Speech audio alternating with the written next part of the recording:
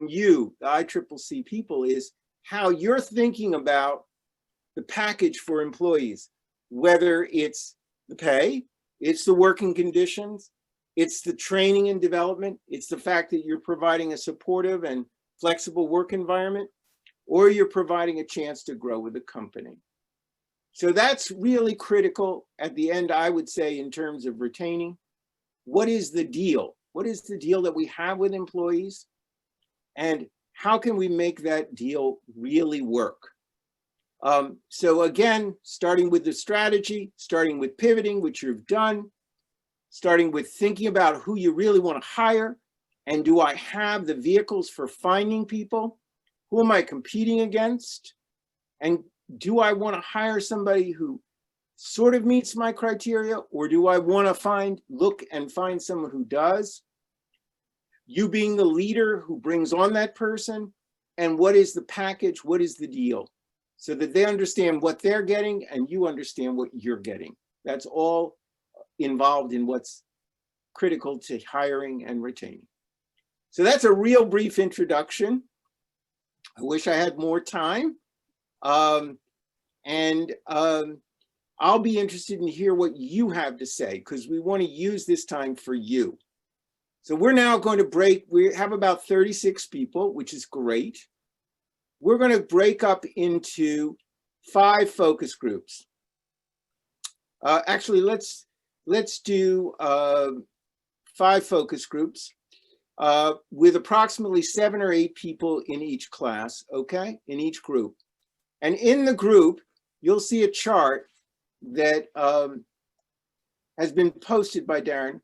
And what we want you to do in the group, and we'd ask one person to be the reporter in the group, to name what are the top 3 challenges you're facing. Number 2, what are the solutions you've been looking to solve those challenges? And number 3, what are some of the outstanding questions or issues that you would like us to address when we come back together? Okay? And Dustin, I'm going to leave it to you to divide people up. We have about 33 people. I'd say 4 groups now of about 8.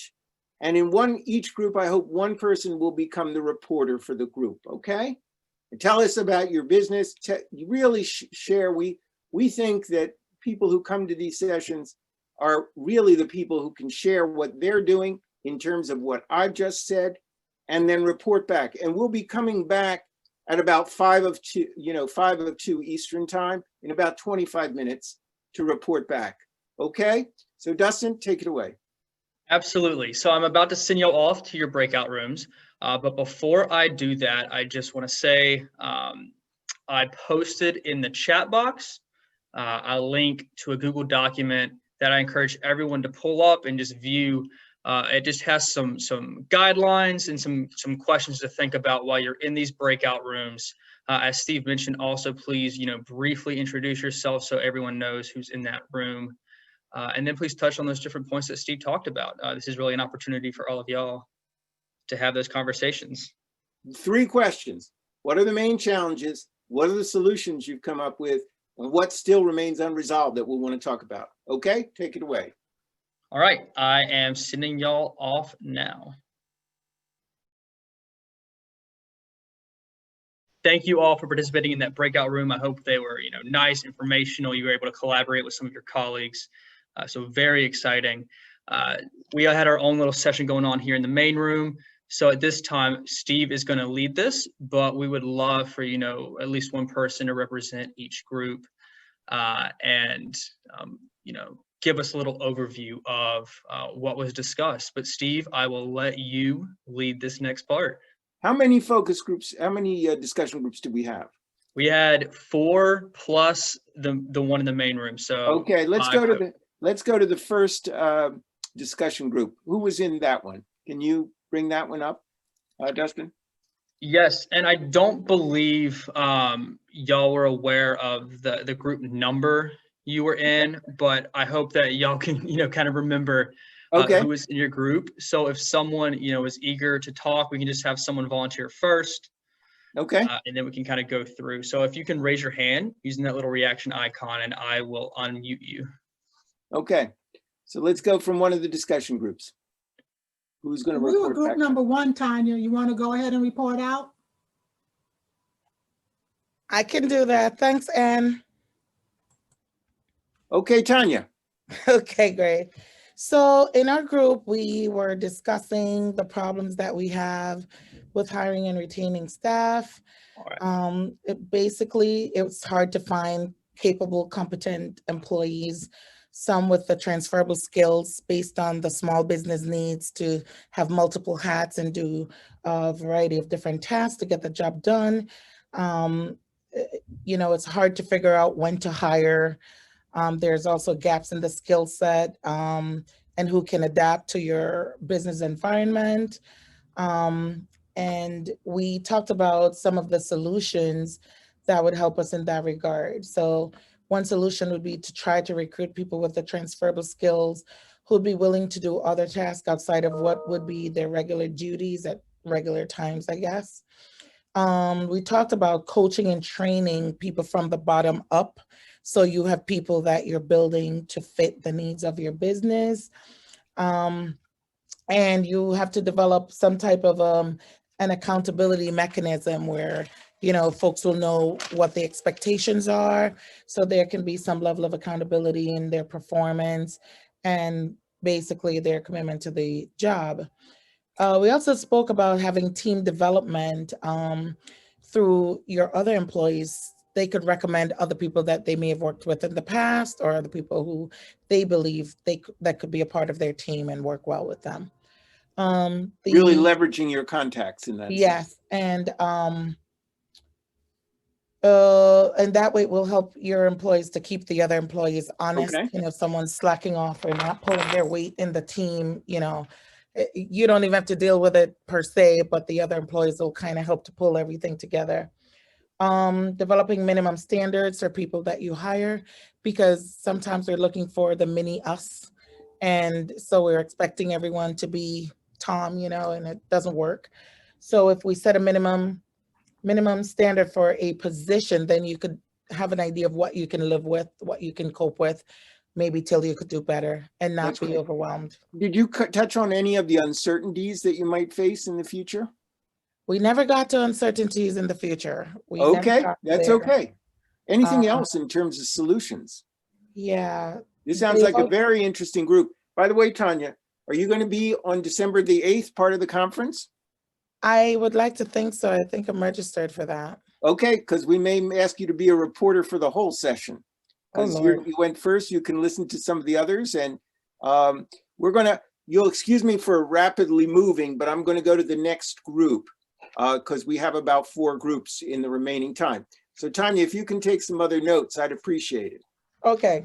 That's what happens when you go first, you get drafted. Next group, and you did such a nice job. Thanks. All right, Mike Lopez here. Hi, Mike. Hey there, Steve. We focus more on the hiring and making the decision to hire. And, Great. So I'll spend time on that. Talk about it. Kind of an interesting way that the first person in our group spoke about employees is that they should allocate at least 20% of their time to generate revenue that feeds the other 80% of their time. So that's kind of an overall view of how you might want to look at anybody you bring into the organization. I thought that was interesting. A lot of folks talked about where do you find people? Many talked about hiring friends and family or avoiding hiring friends and family. Other folks talked about the process for how you identify people. So several folks, for example, in consulting had existing relationships that they then leveraged into 1099s, into being productive workers. The challenge with 1099s is you don't guide everything they do. They don't work for you full time. So how do you know they're doing the best for you? And that goes back to relationship and commitment. So commitment became something that revolved around everyone's concern when hiring an employee. How do you find somebody who will do the job when you're home? So another piece of hiring is, what can I only do? So as an owner, what do I have to let go of so that I can focus on the things that only I can do for the organization? That's what drives us to having to hire people. But what is it we fear? The fact that much of our revenue may be project to project. So how can we promise somebody a long-term future when we don't even know that for our own business, especially during these times? There was an issue about payroll service when you have a remote workforce, that there may be local requirements that bite you in the butt, local, county, city requirements that pop up as you hire these employees. So that was What are it. some of the solutions, some other solutions that you focused on there? One of the things that the speakers talked about, Nicole talked about in depth, was how do you develop a hiring process?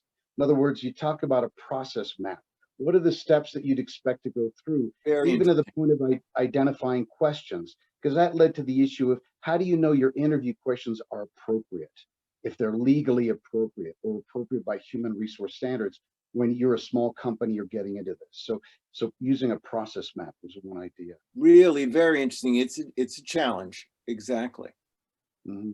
Anything else, Mike? Details here and there. A really big success story.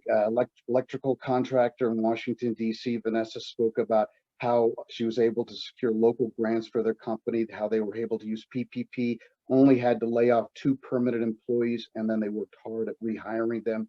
They maintain an apprenticeship program, 4-year program that'll bring folks to full electrical licensure.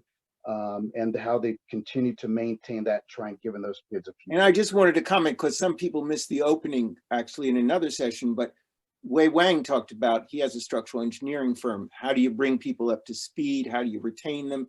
Education is part of the package, et cetera. That really, if I'm offering certification, makes you feel like you're part of the family and you're getting up to speed.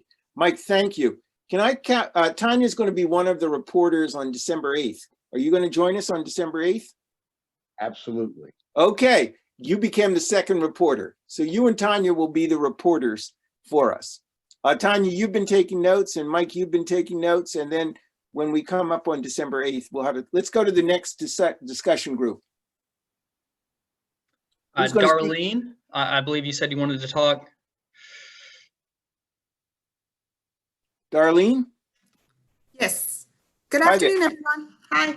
So we had a good discussion, and we talked a lot about some of our solutions in retention of employees as well. Okay. So a lot of And our Mike questions. and Tanya, you're going to be taking notes on all these other groups as we go forward. Go ahead. So some of the solutions was Microsoft Teams, using Microsoft Teams, especially for a lot of people who are working virtually, how to keep everyone connected, how to keep our team engaged so that we are all moving forward and work is continuing to get done. We talked about group meetings, managing them more regularly. Group meetings with the camera on. One of our ladies said, she's like, make sure you can see everyone. She's like, it's a good way to really get a feel for how your team is doing and how things are really going for them. One of our other ladies, she said it's not so much about hiring the best talent always, but building up a really good employee, someone that has a very strong foundation, but yet you build them up, you grow them. We heard a lot about that as the package. Yes, it's important, and educate them from a lot of different people. Growth, right? And then when we talked about the retention side of this, she also mentioned that sometimes a great employee, once you've built them up and you educate them, they are going to leave you, and that's always a great sign that they're moving on and growing and going on to do bigger and better and brighter things in their communities. Yeah, I mean, one of the things that's also important, we always used to view people leaving your organization as a negative. But if you're running a consulting firm, for example, if they leave and go to work for a company, they become your client. And so people can actually be ambassadors for you. Always remember that. If somebody was working for Wei Wang and you went to work for a contractor instead, it could be that, that person might give you some business in the future. You never can tell. Other things. The other things we talked about was how to acquire, the right talent for your firm, and kind of what some areas of that we are using for resources for that. And someone mentioned that they're doing paid ads through LinkedIn. to acquire talent, but also using personality tests as well for maybe finding the right talent for their team. We talked about our competition out there. You know, I have an accounting firm. Competition is great, and the larger firms are the ones who are also have the higher salaries that they're able to offer and benefit packages at times. So therefore, you know, what are some other fringe benefits that small businesses can offer? And some of that was just the cultural family feel, being flexible with work hours, being flexible with on-site working versus virtual options for employees. So other things that can make you flexible in terms of acquiring better talent and not always at the highest price. And as we mentioned, the issue of childcare, the issue of safety, lots of those issues I mentioned in the beginning are going to be critical in hiring. And it's going to be critical going forward as well, but it is right now in this period of uncertainty. So thank you. I'm going to go to the last group. Kevin, I believe that is you.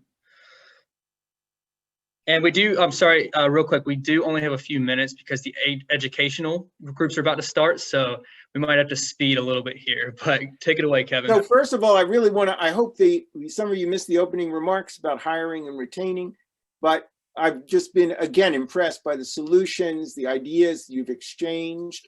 Tanya and Mike will look for you on the 8th, if that's okay. Can I have a verbal assent?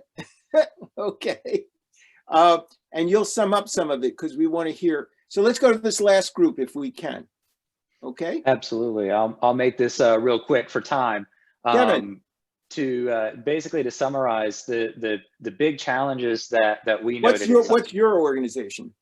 So I'm with Opura LLC. I'm one of our managing partners. We do Okay. talent acquisition and strategic mission support. So I'm kind of pretty deeply in this field. Okay. And what we've talked about in our group and what I've also seen and our partners have seen is that the biggest challenges, number one is the finances, number two is the skills of the individuals, and number three is being able to pivot the business for whatever the pandemic or other things may require. Pivot goes first, and then the skill set that you really need, and then can I afford it, right?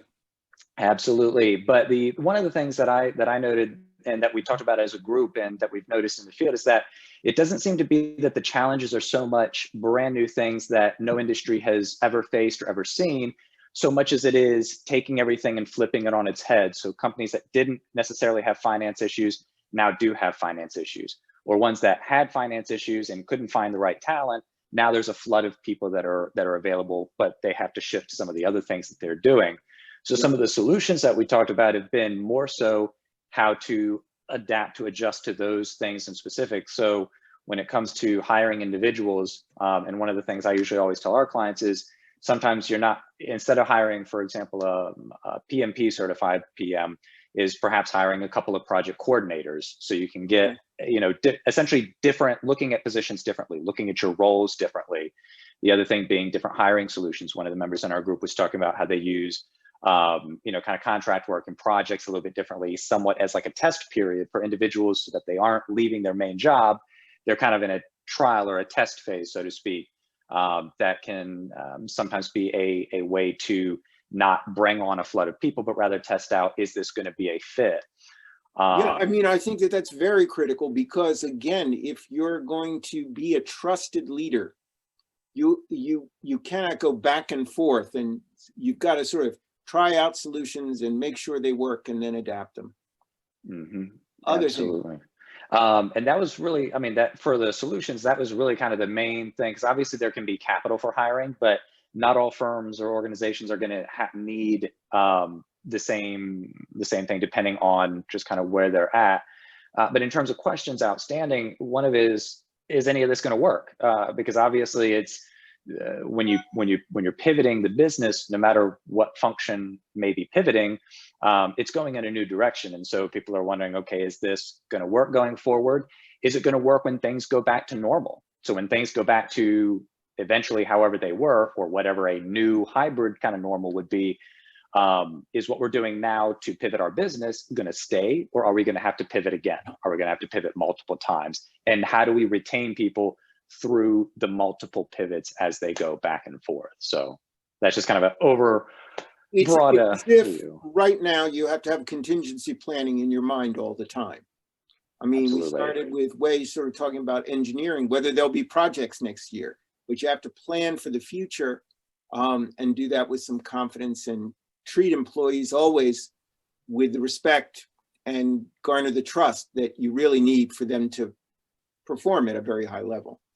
So this pretty much covers what we wanted to do in a rapid session about hiring and retaining. I hope that as you meet each other virtually, you'll continue to have these discussions about what works in hiring and retaining. There are a lot of ideas out there, and I really appreciate the way everybody shared this. I want to particularly thank Tanya and Mike, who are going to join us on December the 8th to report back some of this, because there were a lot of things offered.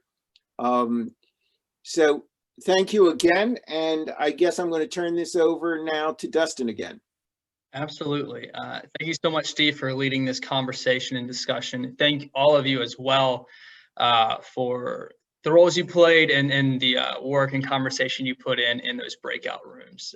It's really great, and the conference, doesn't exist without all of you and your engagement. So thank all of you for being engaged. At this time, we do have a small quick break, but after I'm done talking, please go ahead and you can end this Zoom channel, or press the end button, and then just go back to the event lobby that you were at prior to logging on here. Right now, there's just some sponsor slides up, but soon someone will begin talking and direct us into our educational breakout rooms. So again, thank all of you for participating, and thank you, Steve, for your work here. You're welcome. Thank you all. It was great, great learning from you. Really appreciated it. Talk to you then.